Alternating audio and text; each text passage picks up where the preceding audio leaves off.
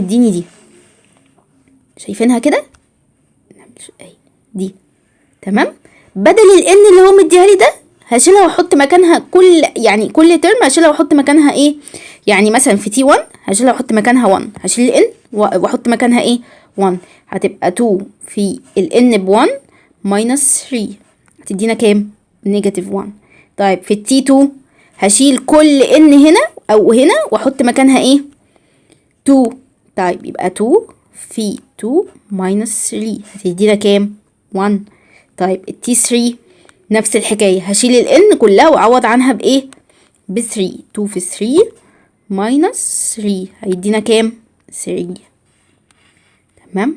كل الحاجات دي بتتعمل على الكالكوليتر، مش محتاجة فزلكة يعني، انا مش بخترع حاجة. طيب 2 في هشيل الان واحط مكانها ايه 4 اهي، الان اهي شلتها اول ان اهي وحطيت مكانها